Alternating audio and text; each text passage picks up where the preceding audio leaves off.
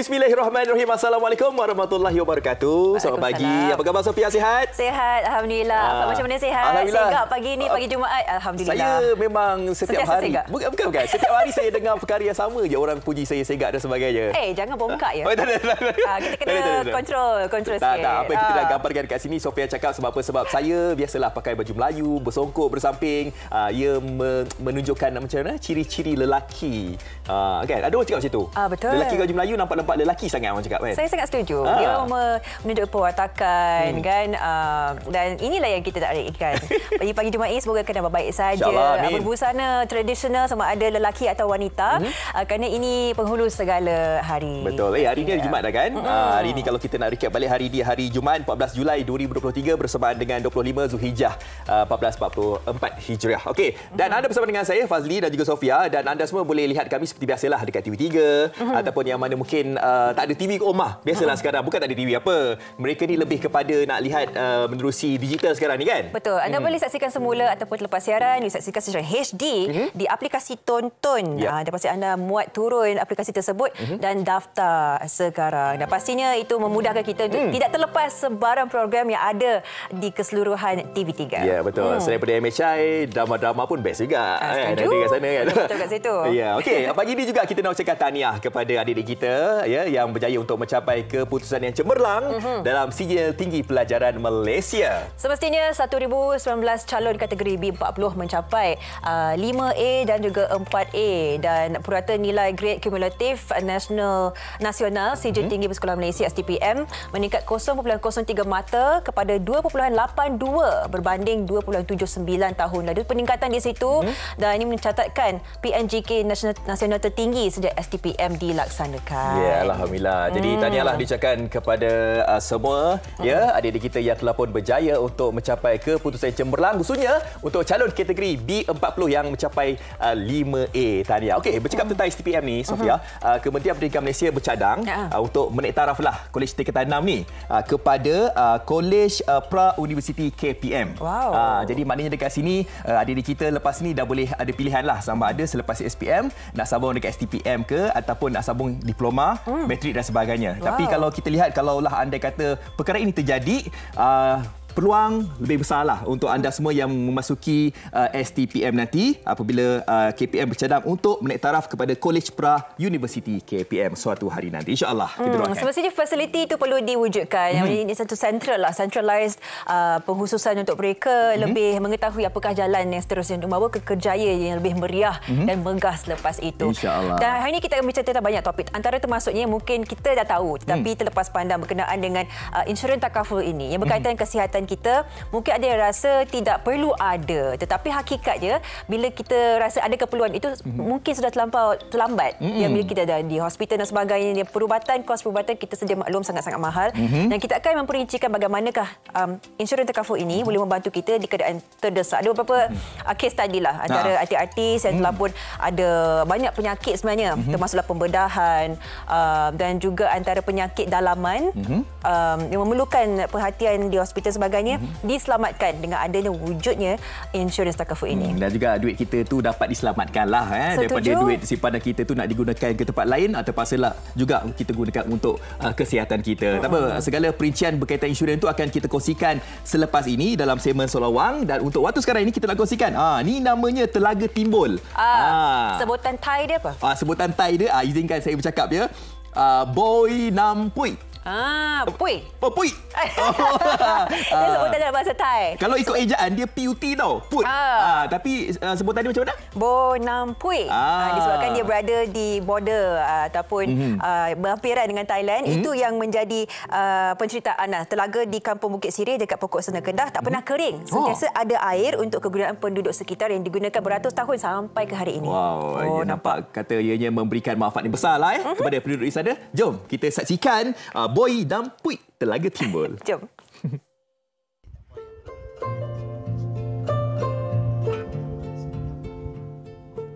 Biarpun negara mengalami cuaca panas dan kering ketika ini, namun keadaan sebuah telaga di Kampung Bukit Sirih dekat Pokok Sena Kedah tidak pernah kering dan sentiasa mengeluarkan air untuk digunakan penduduk sekitar. Kru MHI melihat sendiri keunikan dan keistimewaan telaga yang dipanggil nama penduduk setempat Bonamput atau Telaga Timbul.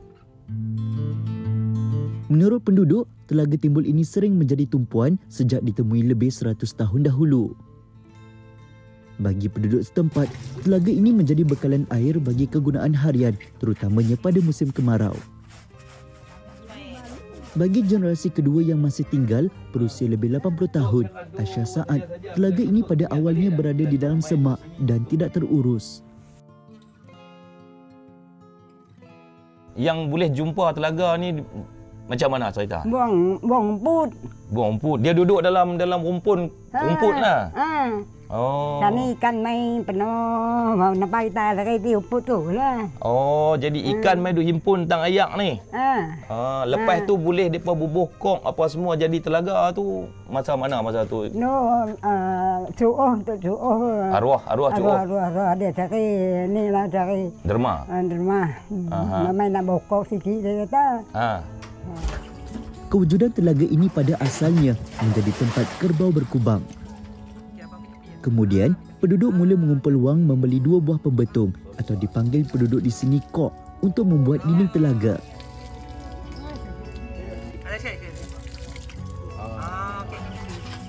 Bagi kaum wanita pula, sumber air telaga ini dijadikan bekalan air untuk aktiviti harian. Menurut Mariam Karim 55 tahun dan Rokiah Tasu 52 tahun. Telaga tersebut seumpama tapak pesta kepada penduduk kampung kerana pada musim kemarau sentiasa ada yang datang mengambil air di sini. Dulu kita duduk macam ni ya ni. Ayak ni kan sampai ni ya. Dia tak akan naik dah. Dia sampai dia ada paras dia ya. Tahap tu lah dia tak akan naik. Ambil kering sekali dia naik balik tempat asal dia. Ramai dia bawa anak saudara apa semualah. Mandi berkemban lah. Lepas tu selindung di pokok palai tu laki sebelah, perempuan sebelah.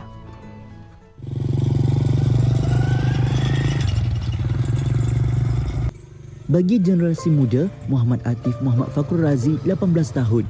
Musim kemarau yang melanda ketika ini memudahkan urusan keluarganya untuk melakukan aktiviti harian seperti mencuci dan mandi. Katanya, warisan tinggalan nenek moyang sehingga kini perlu dikekalkan, malah kini ia menjadi sumber air untuk kegunaan lebih 4 buah kampung, iaitu Kampung Bukit Sirih, Kampung Budi, Kampung Bendang dan Kampung Pulau Keramat.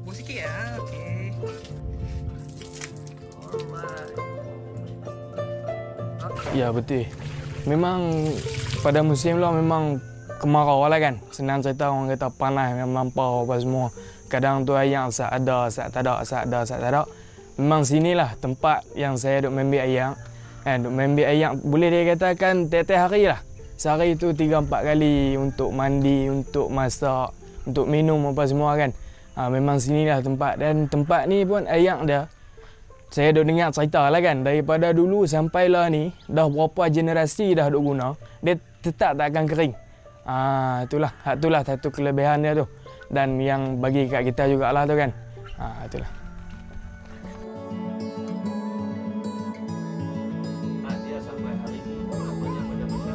Sementara itu, menurut Muhammad Fakrul Razi Syari 48 tahun, air mata daripada telaga tersebut juga menjadi antara air yang diambil dari 12 daerah di Kedah bagi menyempurnakan istiadat siram tabal Pertabalan Sultan Kedah ke-29, Sultan Salihuddin Sultan Badli Shah dan Sultanah Kedah Sultanah Maliha Tengku Arif pada Oktober 2018. Lepas tu telaga ni juga baru-baru ni masa depa nak naik Raja Kedah baru ni, depa ambil untuk majlis tabal dia tu sebagai raja tu. Salah satunya ayam telaga ni lah. Dan abang kata lah kot tu tak tahu. Jadi itulah kita jadi banggalah pasal apa? Adanya telaga ni diwujud. Tuah lah kata. Tuah lah kata. Betul. Pasal apa? Dengan usaha orang kampung, dengan wujudnya telaga ni hasil ialah Allah Taala bagi kan. Tiba-tiba selain daripada kita guna zaman kemarau kita dulu, zaman kita dululah. Tahu telaga ni dijadikan air dia tu sebagai sumber untuk raja punya pertabalan.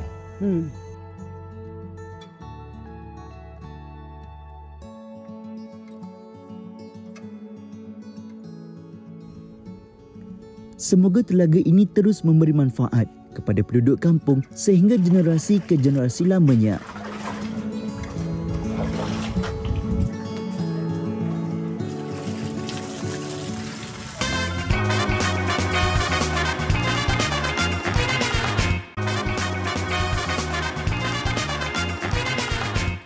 Masih menghidupkan pagi anda di Malaysia hari ini dan semestinya seperti yang kita dah sebutkan tadi, kita akan perincikan apakah kepentingan insurans takaful ini. Mungkin dah banyak dengar ramai-ramai kawan-kawan kita macam ambillah takaful, ambillah insurans, tapi kita mungkin tak terdetik lagi, dan inilah tempoh masanya supaya kita mengenali apakah sebenarnya coverage ataupun kepentingan insurans yang sebaik-baiknya yang perlu kita ada. Betul. Ada setengah daripada kita yang mungkin apabila kawan-kawan kita yang jual insurans kan, kita ni orang yang terawal lari.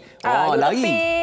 Tepis je apa semua kan. Tapi ada kata kalau kita ni dah sakit, dah terkena, dah masuk hospital, dah terkena, barulah babe, engkau hari tu ada jual insurans, baru nak cari kan. Kita jangan terlambat. Jadi kita akan bincangkan tentang perkara ini. Jadi untuk waktu sekarang ni, kita nak lihat satu VT ni, iaitu kes-kes tuntutan insurans kesihatan terlebih dahulu. Lepas ni kita kembali semula. Jom kita saksikan.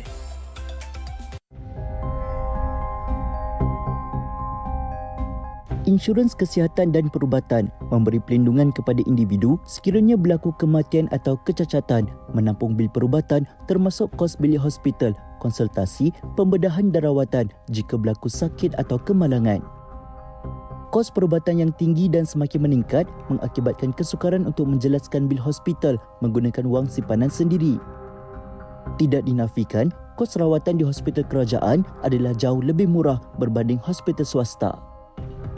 Sebagai contoh, pembedahan tulang belakang di hospital kerajaan menelan kos RM15 hingga RM36,000, manakala kos rawatan di hospital swasta bagi sakit yang sama berjumlah RM40 hingga RM55,000.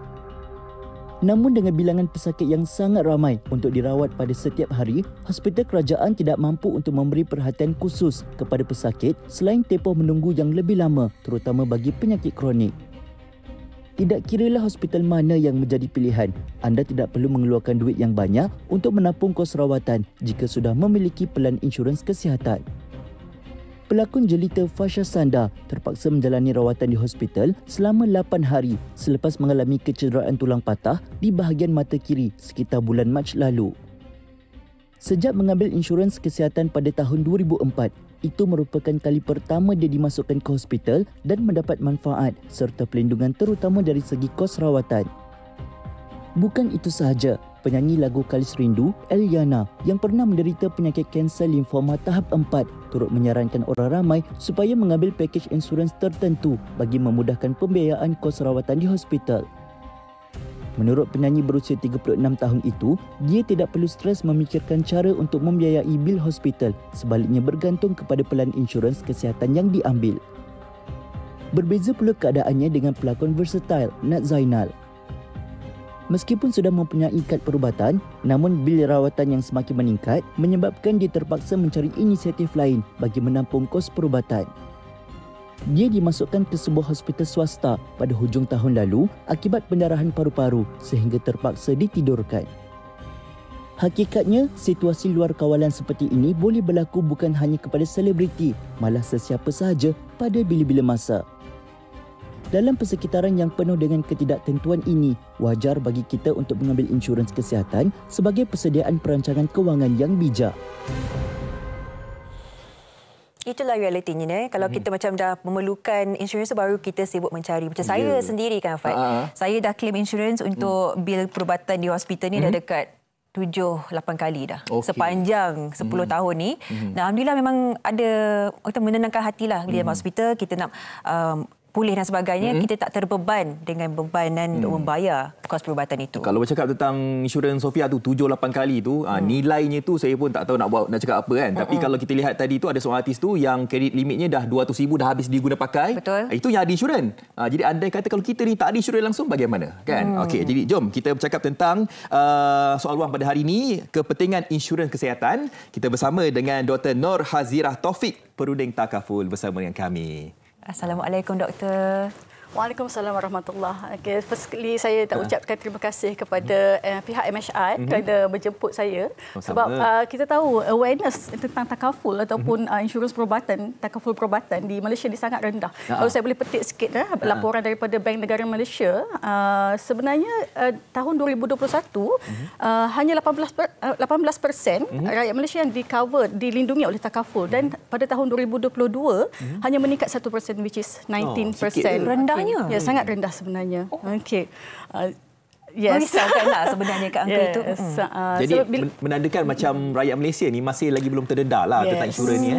Atau sebab faktor apa tu rasa-rasanya doktor? Dia mungkin faktor mungkin awareness yang mungkin kita kurang sampaikan ke dalam masyarakat, dan mungkin masyarakat masih lagi skeptikal kepada ejen takaful sendiri, dan juga mungkin bidang ataupun industri takaful ni sendiri mungkin masih baru berbanding dengan insurance itself kan. Di Malaysia ni kalau kita tengok berbanding dengan negara maju, negara maju lebih protected, dia punya mungkin dia wajibkan kepada rakyat dia kan.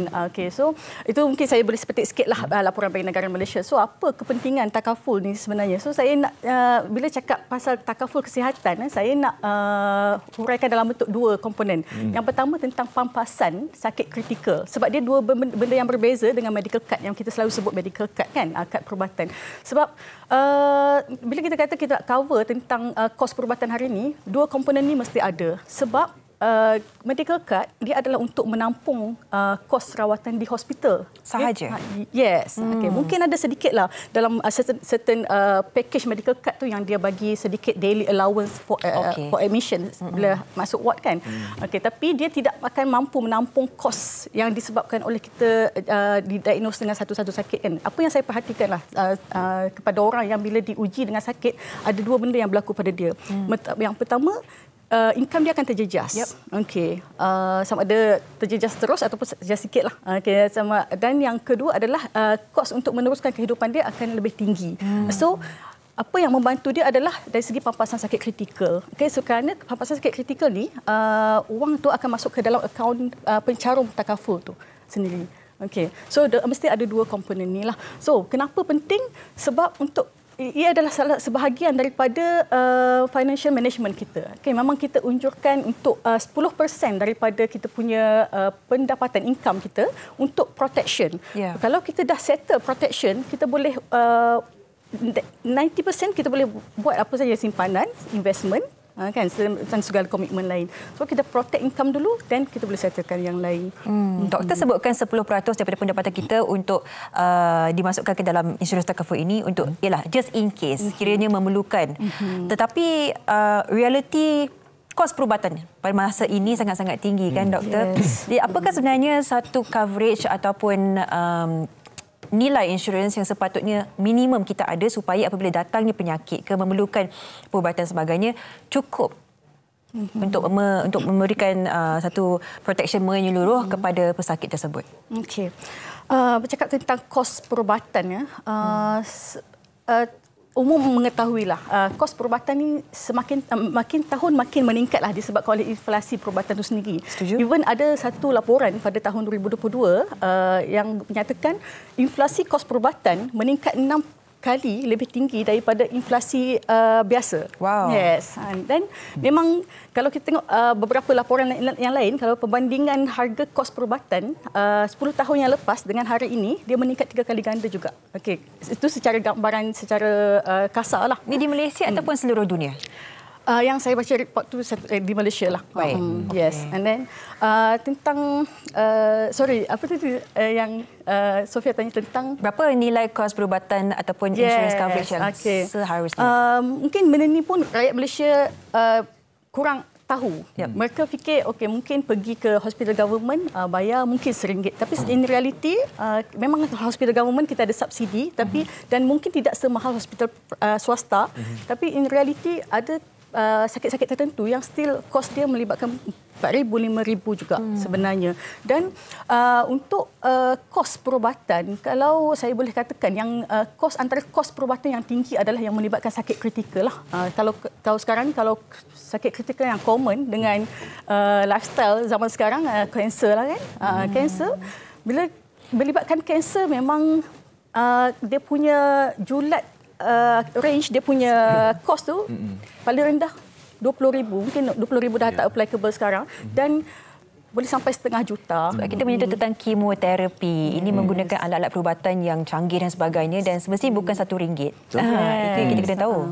Sebab ada juga persepsi daripada masyarakat yang mengatakan bahawa tak ada insurans tak apa, boleh pergi kat hospital kerajaan, kan. Jadi kita kena tahu juga kalau ada kata kalau kita sakit kronik dan sebagainya, kita harus juga mengeluarkan certain amount untuk kita nak menanggung segala penyakit kita tu. Okey, bercakap tentang perkara ini, kita faham rakyat Malaysia sekarang ni ramai yang dah pun kata orang tu apa, terjejas sumber pendapatan mereka dengan harga barang tinggi dan sebagainya. Sekarang ni kos perubatan pun makin lama makin tinggi.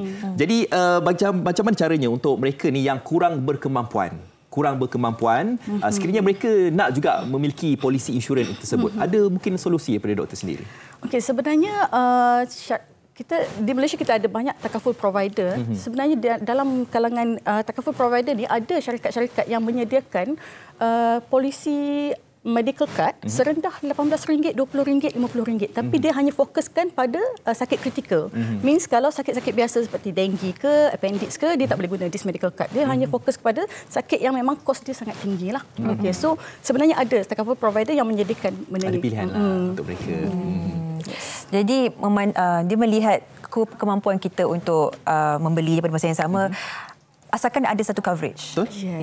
Tapi untuk dijadikan satu guideline ataupun pemahaman usia apakah yang seharusnya kita ada mula ada insurans atau perlindungan kesihatan ini, supaya harganya tak terlampau mahal, dan kita boleh mula daripada usia yang sesuai supaya boleh dibawa ke usia lanjut nanti, doktor.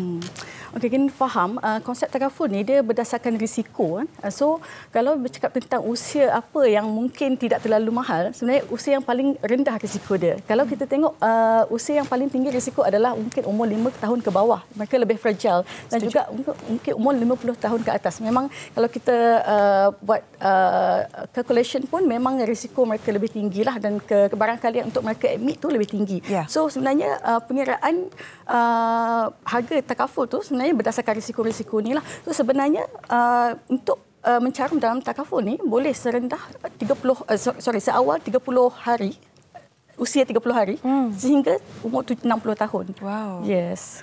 Sebab apa, lagi muda kita ambil itu lagi murah lah, kan. Dan juga ada polisi-polisi yang boleh naik juga. Ada polisi-polisi yang boleh dinaikkan juga. Okay, untuk medical card memang sebab kita bergantung pada inflasi perubatan. Yes. Untuk tampung kos perubatan kita kena follow inflasi perubatan. Okey, doktor. Andai kata kalau kita ni nak beli insurans, kiranya hari ni tengok Malaysia hari ni baru macam tersedar. Tergerak hati. Tergerak hati. Tengok Sofia pula memang tergerak hati lah, kan, nak beli insurans kalau dia jual insurans. Okey. Apa tindakan yang harus mereka lakukan? Nak lihat apa dari segi apa sebenarnya, doktor?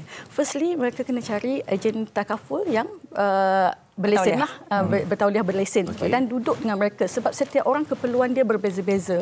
So bila duduk dengan perunding takaful, mereka boleh bincang apa keperluan masing-masing. Sebab ada setengah orang dia sudah ada perlindungan daripada company yang mana perlindungan itu mungkin sudah cukup untuk dia lifetime coverage ataupun unlimited coverage. So mungkin keperluan dia lebih kepada pelepasan hibah kematian, hilang upaya kekal ataupun sakit kritikal.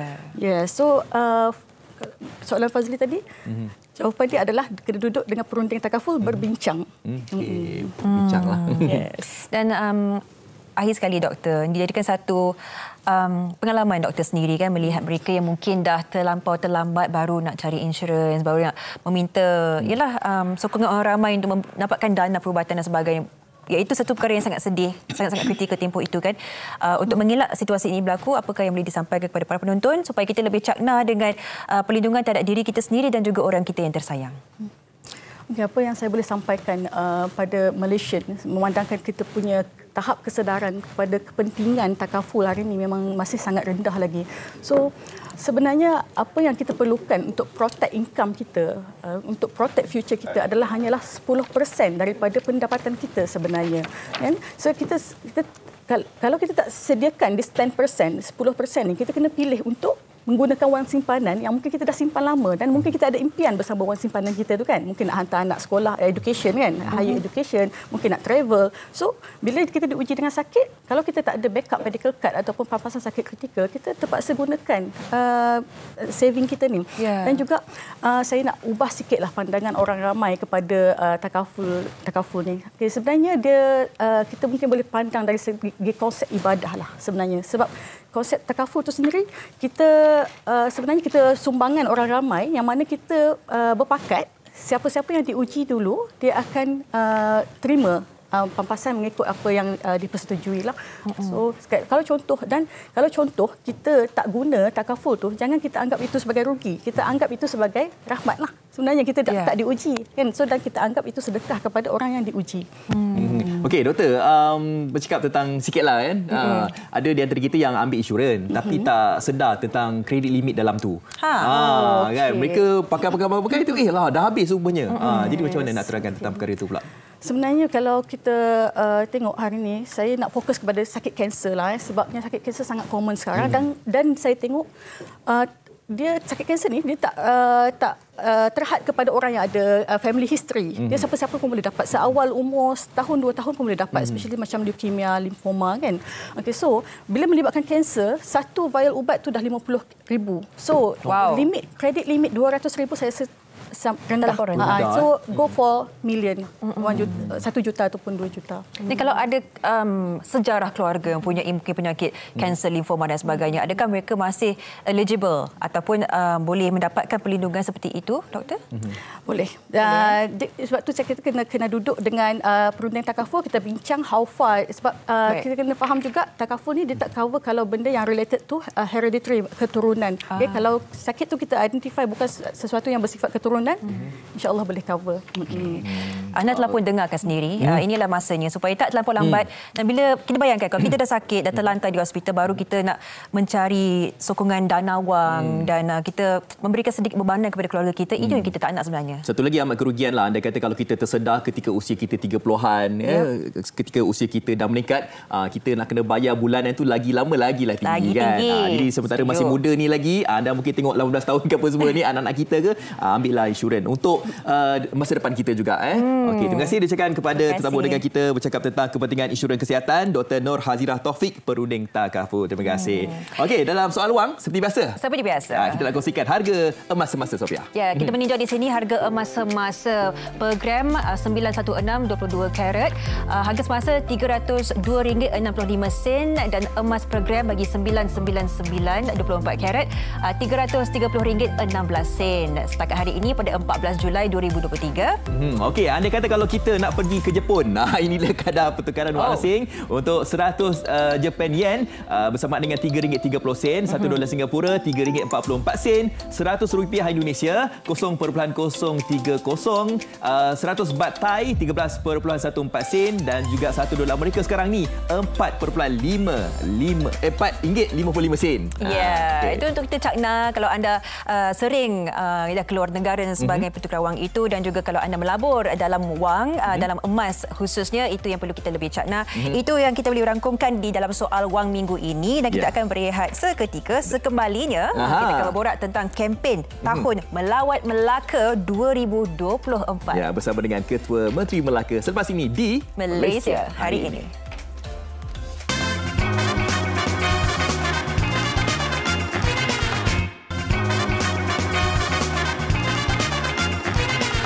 Kembali menghidupkan pagi anda di Malaysia Hari Ini, dan kita akan terus membincangkan tentang kempen Tahun Melawat Melaka 2024, dan kita terus bersama dengan Yang Amat Berhormat Datuk Seri Abdul Rauf bin Yusof, iaitu Ketua Menteri Melaka. Assalamualaikum Datuk Seri. Waalaikumsalam warahmatullahi wabarakatuh. Sihat alhamdulillah. Alhamdulillah. Orang Melaka bijak umpama tuah, berani umpama jebat. Wah, itu pembukaan untuk menyemarakkan lagi semangat kita, kerana Melaka akan menganjurkan Tahun Melawat Melaka bermula 1 Januari hingga 31 Disember 2024 untuk memperkasakan pelancongan negeri, dan majlis pelancaran pula dijadualkan diadakan pada malam ini, iaitu 14 Julai 2023 di Matic Kuala Lumpur sempena festival ini. Datuk Seri, saya difahamkan ini merupakan kali kedua Melaka menganjurkan Tahun Melawat Melaka, di mana kali pertamanya pada tahun 2019 sebelum PKP tempoh hari. Ya. Jadi objektif utama dan kelainan apa yang boleh kita lihat daripada pelaksanaan tahun depan? Kali ini promosi tahun Pelawak Melaka agak dalam berskala yang agak besar. Memandangkan kedatangan pelancongan selepas pandemik. Betul. Amat menggalakkan. Jadi kita telah menggariskan lebih kurang 12 program besar-besaran dan sampai paket-paket program dia ada 70 untuk menghiasi tahun Pelawak Melaka dengan meraihkan kedatangan pengunjung dan pelancong. Jadi setiap bulan kita akan ada event yang boleh menarik perhatian para pelancong dan pengunjung datang berhibur dan berlibur di Melaka bersama keluarga. Di antara program-program yang menarik pada tahun ini berbanding dengan tahun 2019, kita ada pengkesahan detik kemerdekaan negara yang diisytiharkan di Melaka pada 20 hari bulan 2 tahun 57 akan diimbau kembali untuk rakyat Melaka dan Malaysia dapat menghayati semula bagaimana Melaka sebuah negeri yang pernah runtuh ketamadunannya dan dibangkitkan semula dalam era tahun 20-an ini dengan memberikan semula satu penilaian baru terhadap pengisytiharan kemerdekaan yang dibuat di negeri Melaka. Satu detik sejarah yang mungkin orang selalu lupa, tetapi mengisytiharkan Malaysia merdeka ini berlaku di bumi Melaka. Jadi selain daripada itu, kita ada pelbagai program sepanjang Sungai Melaka yang begitu menarik tentang boat ride ni. Tapi kali ini, hari tersebut, kita akan tutup Sungai Melaka ni dengan menjemput seberapa ramai peminat-peminat joran memancing. Oh, wow. Akan ditutup Sungai Melaka untuk mereka dapat menikmati pertandingan memancing di Sungai Melaka Fasa 2.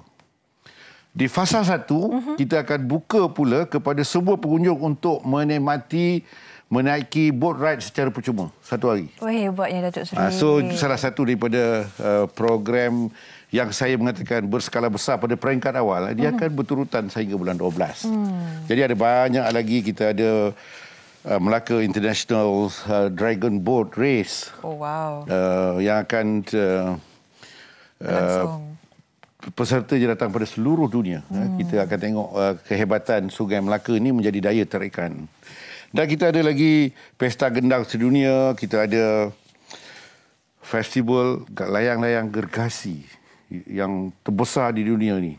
Dia bukan layang-layang biasa, layang budak main ni, dia akan berbentuk berbagai archer nanti akan terbang di angkasa Melaka. So ada banyak lagi yang kita nak buat.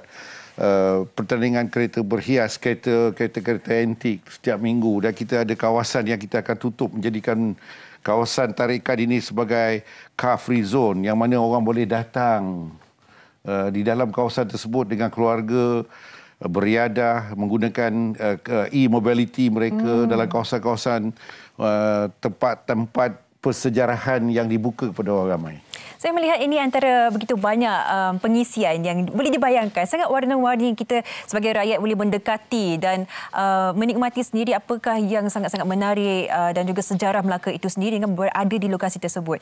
Jadi ini antara yang kita ingin ramai lagi orang Melaka dan bukan Melaka saja, keseluruhan Malaysia untuk datang terus ke acara ini. Dan berbalik semula, Datuk Seri, kepada Majlis Pelancaran Tahun Pelawak Melaka 2024 yang bakal dirasmikan malam ini oleh Yang Amat Berhormat Timbalan Perdana Menteri.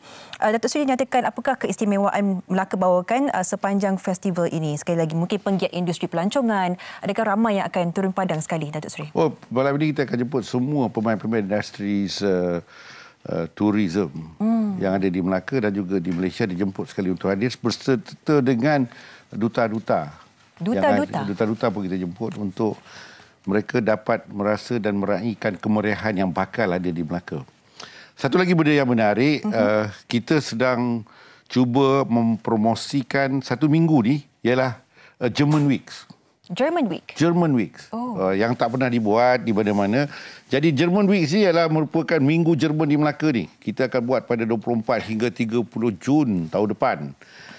Di mana Melaka adalah satu-satunya destinasi pelaburan syarikat-syarikat Jerman yang terbesar di Malaysia. Oh, hebat. Jadi Melaka ni, kalau nak cerita kenapa saya nak buat German Week, sebab ada banyak pelabur-pelabur daripada Jerman ni ada di Melaka. Dan jumlah pekerjaan yang ditawarkan pada orang Melaka ni melebihi pada 13,500 orang yang bekerja dalam industri-industri yang datang dari Jerman. Wow. Dan ada satu syarikat tu, dia ada 11,500 orang pekerja tempatan yang bekerja dalam kilang dia. Bayangkan, itu sebabnya menghargai sumbangan mereka kepada Melaka dan rakyat Melaka.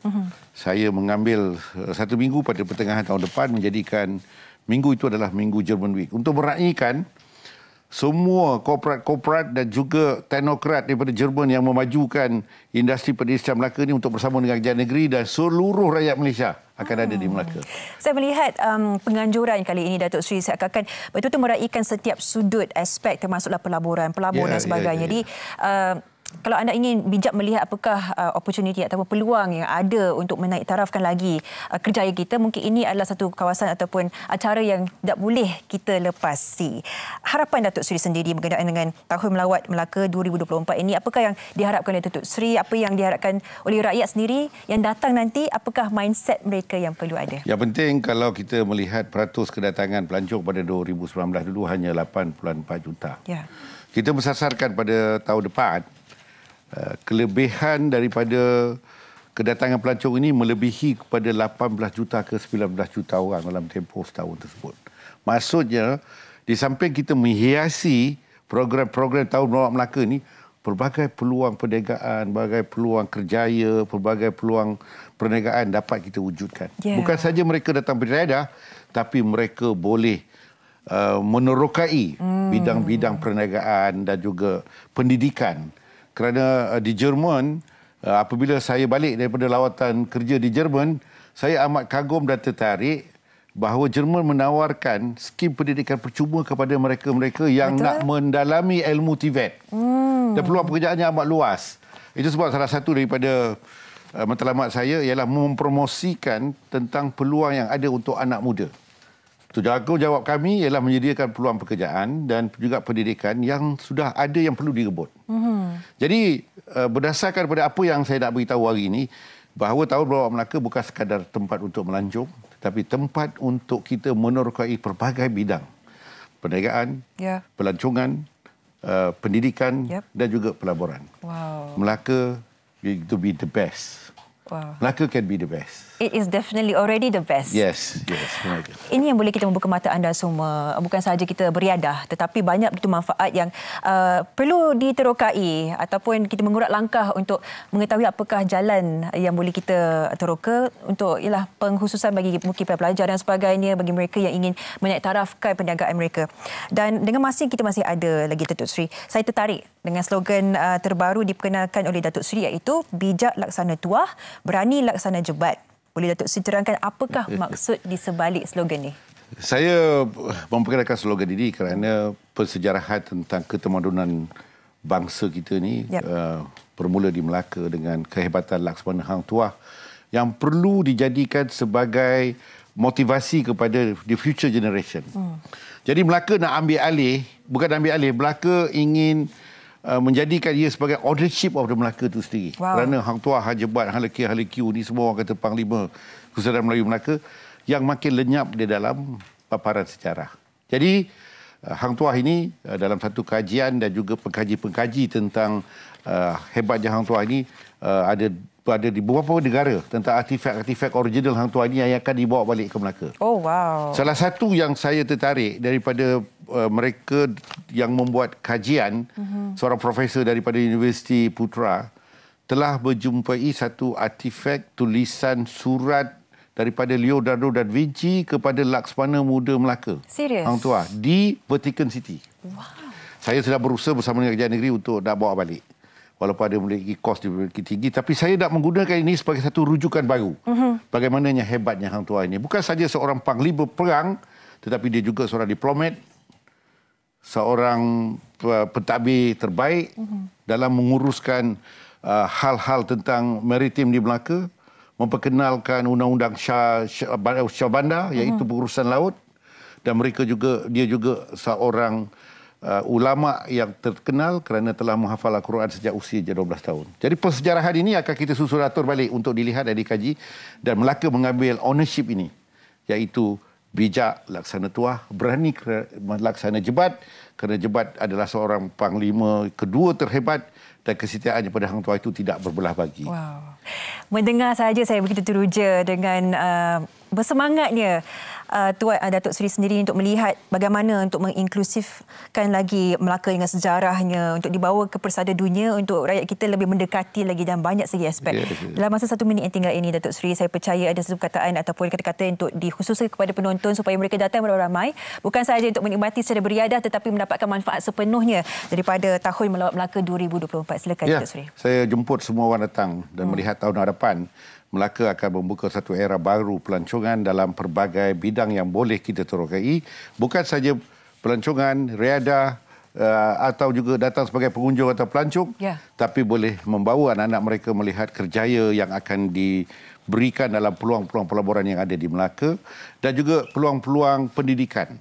Melaka ada banyak universiti-universiti dan technical college yang bersedia untuk menerima kedatangan mereka-mereka datang ke Melaka. Bukan saja kita nanti akan menerokai Hang Tuah dan Hang Jebat, tetapi pada kaum wanita kita nak menilai semula bagaimana hebatnya Tun Fatimah dan Tun Teja ini. Ya, jadi Melaka nanti akan penuh dengan budaya, tidak mengenepikan hanya kekuatan daripada kehebatan seorang lelaki, tetapi hebatnya Tun Teja dan Tun Fatimah ini juga akan kita terokai untuk menjadikan semangat kepada bangsa kita. Terima kasih, Datuk Seri. Dengan itu memang saya bersemangat juga sebagai seorang wanita. Semua dimasukkan sekali untuk menambahbaikkan motif dan cara sudut pandang kita untuk ke arah pembaikan diri dan juga negara. Terima kasih, Datuk Seri, memberikan pencerahan yang cukup inklusif.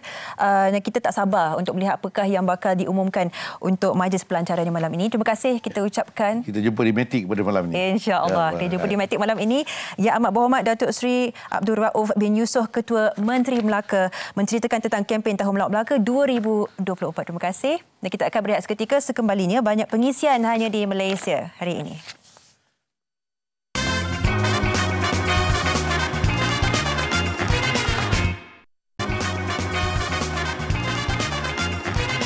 Okey, Malaysia hari ini kini kembali. Jadi jangan lupalah pergi ke Melaka. Lepas ke Melaka pergi Muar. Di Muar kenapa? Makan mi bandung Muar, asam pedas Muar. Saya sebenarnya bukan saja nak cakap pasal Muar ni.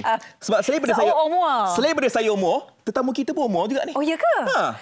Kita nak tahu lah Muar ni memang petah bercakap lah. Tak adalah, dia lebih daripada kacak lah. Memang kacak lah. Dan berbakat dan segalanya, sebab kita akan memperincikan apakah pembaharuan penjenamaan baru bagi Radio Cool 101 semasa dan sosial. Ui, macam pernah dengar. Macam pernah dengar suara ni dulu. Tak lah. Ya, tapi yang radio dululah. Okay, hari ni kita terus bersama dengan tetamu kita hari ini. Mereka ni adalah morning show bagi penyiar radio, bagi Cool 101. Muaz dan Haiza. Nak bagi tahu, Muar Pontian. Bang Johor kat sini. Awak? Nak juga. Saya orang KL. Orang Johor ni memang hebat-hebat lah. Orang Bandar. Okey, jadi kita ramai dah tahu dah kan. Dulunya Cool FM. Lepas tu Bulletin FM. Betul. Okey, sekarang ni Cool 101. Yes. Okey, jadi mungkin cerita sikitlah apa pembaruan Cool 101 ni, Haizal. Okey, kita membuat pembaharuan yang pertama daripada segi nama. Itu memang nampak betul lah kan. Dan dengan topik-topik yang kita bawakan, tagline-nya semasa dan sosial. Ini adalah juga kita mengikut permintaan sebenarnya daripada pendengar-pendengar kita, daripada yang dulu sampai yang sekarang. Dia nak kita kembalikan cool itu sendiri. Jadi setelah daripada pihak atasan pun dah berbincang dengan Muaz, maka terbitlah Cool 101. Yes. Okey, dan sebenarnya selain daripada penjenamaan baru ni, perbincangan yang sama kita bawakan isu-isu semasa, dan sebenarnya suara anda tu kadang-kadang bila kita kat radio ni kan, ada orang nak dengar suara mereka, pandangan mereka tu diikutdarakan. Jadi di sinilah tempatnya, kerana anda berpeluang untuk bagi tahu apa yang anda tak suka, apa saja isu yang kita bawakan. Seperti hari ini harga barang dapur naik. Jadi ramai yang telefon bagi tahu mengenai keadaan semasa, dan secara tak langsung mungkin ada pihak wajib yang dengar, ini rintihan rakyat. Itu yang kita bawakan kat sini. Saya suka mendengar sebab di mana rintihan rakyat itu didengarkan dan pada masa yang sama memberikan info dan juga santai. Dan ini bukan gandingan pertama. Anda berdua memang seadanya memang dah ada chemistry, dan bila digandingkan semula di Cool 101, bagaimanakah perasaan dapat berganding dan bagaimanakah untuk mewujudkan perbezaan yang lain? Setakat ni tak ada konflik ke apa-apa, semua okey Bergaduh dengan Muaz biasa. Tiap hari. Tapi itu adalah orang kata cara kita nak mengenali partner kita juga. Sebab Haiza dengan Muaz daripada first kewujudan Cool dulu kan. Lepas tu kita berpisah sementara kerana masing-masing berada di segmen yang berbeza. Lepas tu ini juga kembalinya kita berdua adalah permintaan daripada semua pendengar yang mana nak Haiza dan Muaz kembali on air bersama. Dan pada awal-awalnya agak bukanlah janggal tapi biasalah. Nak cari, dah lama berpisah putus. Boyfriend Dah lama putus, tiba-tiba nak kawan balik. Lepas tu dah cari balik, awak makan apa, awak nak makan apa. Macam penat, baru nak balik. Saya sukalah minum tu. Salah tu macam dia orang lupa. Saya minum lain. Tapi masa pendengar yang minta awak bergabung kembali, bukan dia minta 3 orang ke? Ya, sulit. Ya. Lagi saja. Ada yang itu dia kata hari Minggu. Bijak awak menjelit. Tapi apa sebab salahnya Afak pun ada untuk hujung minggu. So, Fiqah pun pernah bersama dengan kita masa Bulletin FM. Jadi, keempat-empat ni sebenarnya pernah bersama dengan kita. Keluarga kami. Kita konti yang sama. Tapi pagi on point ini nama yang memberikan penjenamaan kepada anda berdua. Untuk mereka yang dah lama follow Haiza dengan Muaz kan, apakah seterusnya selepas ini untuk menjadikan Cool 101 ni satu radio yang lebih dekat, yang lebih mantap di hati pendengar dan sebagainya. Okey, untuk Haiza sendiri sebab Haiza membawa diri Haiza sebagai masyarakat juga. Kita pun kat luar ada macam-macam isu. Kita pun kadang-kadang duduk dengan kawan-kawan pun kenapa gini kan. Jadi kita bawakan street talk itu di dalam radio supaya orang yang berborak kat luar tu pun dikata dia orang pun fahamlah apa yang kita rasa. Yes, of course, sebab kita pun masyarakat. Betul. Kan. Dan bila kita sampaikan dengan percakapan yang lebih santai, ada setengah orang dia pun tak nak dengar rantaian kata-kata yang terlalu rigid. Bagi dia okey cakap teruslah. Tu yang Haiza pula memang jenis bercakap adalah bahasa pasar yang memang begini. Yang boleh orang terima lah. Dan satu lagi sebab kita tahu sekarang ni radio dan juga media sosial tu mainkan peranan yang penting kan. So salah satu contohnya mengenai harga barang naik, contohnya hari ini kita bawakan. Semalam kita orang sama-sama pergi survey barang dan kita letakkan di TikTok Cool 101 supaya kita dapat komen kat situ lah. So saya rasa kedua-dua gabungan ni sangat penting lah. Kalau dulu kita hanya dengan on air saja kan. Jadi sekarang ni orang boleh tengok cara kita, orang boleh tengok wajah kita dan juga pandangan kita. Serta dia boleh hantarkan komen. So kita boleh baca kat situ je. Suara dia orang tu sebenarnya amat memainkan peranan penting. Dia orang boleh bersuara, boleh cakap apa sahaja. Setuju tak setuju, it's okay. Nak kecam Haiza, kecam je. Hari ni kena kecam. Tengok pasal harga barang tu. Jadi itu perbezaan yang ketara lah berbanding dengan Fokus Pagi. Jadi pagi on point itulah antara perbezaan. Betul. Yang selain daripada kita ada kelas English yang kita bawakan, pembelajaran setiap hari bersama Nadia Azmi. So kita nak setiap orang bila masuk kereta, bila keluar tu dia dapat satu input yang baik untuk dikongsikan. Saya rasa peranan seorang penyampai radio itu itulah. Maksudnya berada di dalam radio ni, bila orang dengar, dia keluar, dia kata inilah radio yang memberi manfaat, bagi ilmu, tidak hanya gelak ketawa semata-mata tapi tak diisi. Saya setuju. Okey. Saya rasa memang hebat. Macam kita terpana sebab saya sangat gembira sebab gabungan ini Pagi On Point ni bukan sahaja bercakap. Bercakap ni orang kata setengah cakap mudah je bercakap. Dia tak turun tapi turun ke lapangan untuk memastikan apa yang disampaikan tu ada isi juga informasi. Saya terfikir satu. Sebenarnya kita nak jadi penyampai radio yang berjiwa rakyat. YB. Sama ada YB di situ. Sikitlah saya nak terangkan. Cool 101 ni mungkin tertanya kenapa 101? Okey, dia punya signifikan tu adalah 101 tu kita punya frekuensi juga sebenarnya dekat Kuala Lumpur, Lembah Kelang. Tetapi tidak hanya boleh dengar di Lembah Kelang, kat Penang boleh, dekat Kuching boleh, dekat Alustar boleh dan seluruh dunia sebenarnya menerusi aplikasi Audio Plus ada masalah. Dan 101 tu juga adalah bermaksud kita berborak ni one to one. Secara nak cakap semua on point. Kita memerlukan macam nak gambar semua lighting on point. Semua nak benda-benda yang okey, tepat, padat, santai semasa sosial. Okey, Haiza posing satu on point sikit macam kat IG tu. Haiza seorang je ke? Okey, puas. Puas. Sekali lah. Apa tu? Itu producer. Laju sikit lah macam tu. Okey, jadi kepada anda jangan lupa untuk anda dengarkan Cool 101 pagi bersama dengan Haiza dan juga Muaz. Pagi on point. Ya betul, dan petang nanti bersama dengan Hanif Miswan dan Marsila PM Cool 101. Ya betul. 4 orang je penyampai. Ya, sebab tengah hari tu kita standby. Mungkin Sofia dengan Afat boleh masuk. Tengah hari dan malam. Bos. Ya, inilah masanya. Inilah dia semua yang minat radio ni bercakap sekali, tapi bagi suka kepada anda dan terima kasih juga kepada anda semua yang menyokong MHI. Esok kita bawakan topik yang menarik iaitu silap mata. Silap mata. Besok tak siaran. Besok tak siaran, lupa. Kita tak ada siaran hujung minggu. Terima kasih semua, jaga diri. Saya Afat. Saya Sofia. Haiza dan juga Muaz. Jumpa lagi. Assalamualaikum. Assalamualaikum. Bye.